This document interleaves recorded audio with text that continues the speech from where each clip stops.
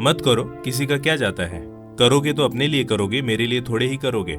ऐसा तो होगा नहीं कि तुम जो कुछ भी करोगे, जिससे तुम्हें कुछ भी हासिल होगा, वो लाकर मुझे दे दोगे हर रोज।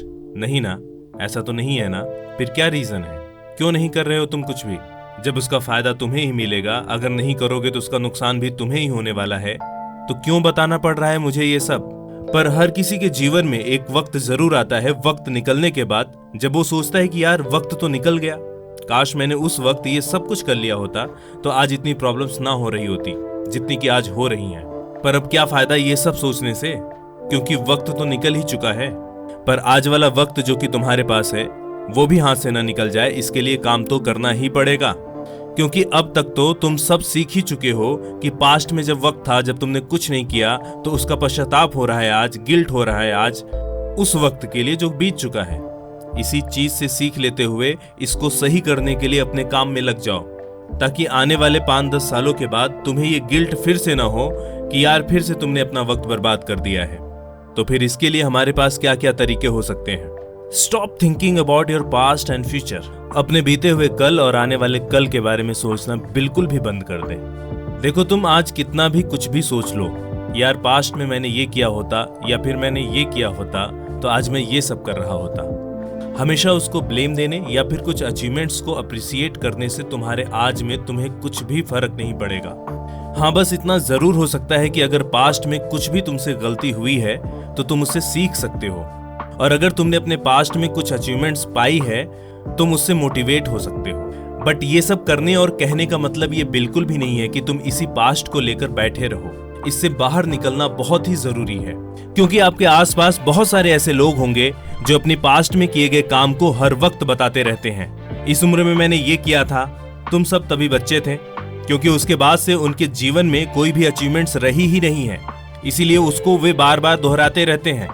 पर हम सभी को इस मोह माया में बिल्कुल भी नहीं पड़ना है, इससे आगे निकलना है। अपने आप को इससे निकाल कर बहुत कुछ हासिल करने के लिए प्रेरित करना है। सपने देखना अच्छी बात है, फ्यूचर के बारे में सोचना अच्छी बात है, लेकिन उसके लिए इनिशिएट करना उससे कहीं ज्यादा अच्छी बात है। हमेशा सपने के बारे में सोचने से अच्छा है कि उसके लिए पहला कदम उठाया जाए, उसकी तरफ आगे बढ़ा जाए, उसे हासिल किया जाए। इसलिए अपने फ्यूचर में रहना बिल्कुल भी बंद कर दीजिए। आपको खुशी होती है अपने आप को फ्यूचर में देखकर कि मैं ये कर रहा हूं, मैं वो कर रहा हूं, लेकिन आप उसके लिए काम नहीं करते हो तो उसको बंद कर दीजिए। अगर आप उसके लिए काम करते हो तो आप खूब सोचो, रहो फ्यूचर में, लेकिन उसके लिए काम करना पड़ेगा। आज से, अभी से, इसी वक्त से। न अपने पास्ट के बारे में सोचना है, न अपने फ्यूचर के बारे में सोचना है। Be in the moment, stay in the present. वर्तमान में रहो। हम कुछ भी काम कर रहे होते हैं तो हमारे दिमाग में बहुत सारे थॉट आते रहते हैं।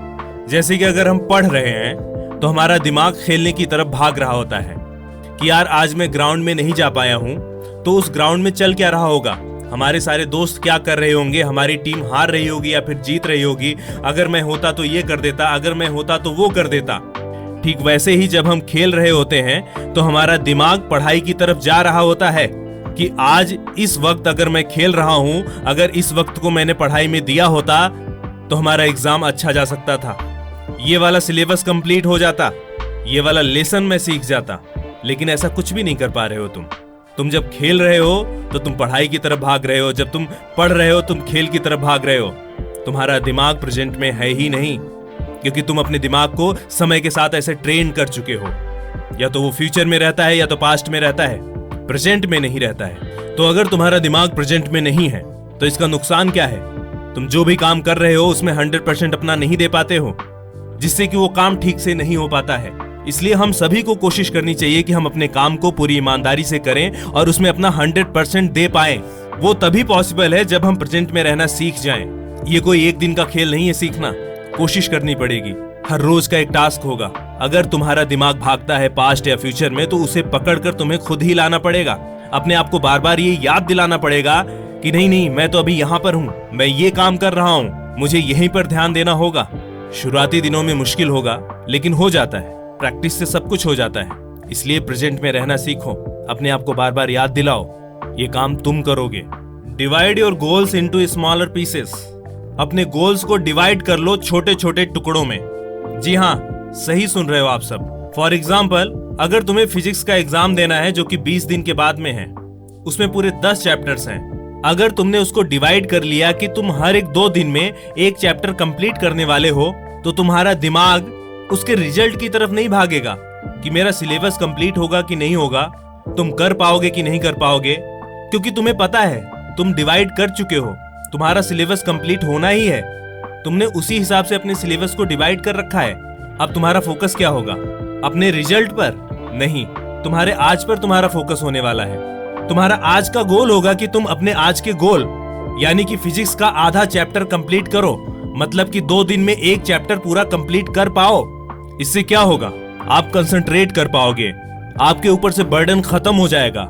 इसी तरीके से लाइफ में जो कुछ भी करना है, आपको उसको छोटे छोटे टुकड़ों में डिवाइड करके हर रोज करना है। छोटे छोटे टुकड़ों में वो हर रोज लगेगा कि तुम हासिल कर सकते हो, वरना किसी बड़े गोल की तरफ बिना किसी प्लानिंग के अगर आप जाओगे तो मुश्किल लगने लगता है कि यार मैं पहुंचूंगा कि नहीं पहुंचूंगा, मुझसे हो पाएगा कि नहीं हो पाएगा।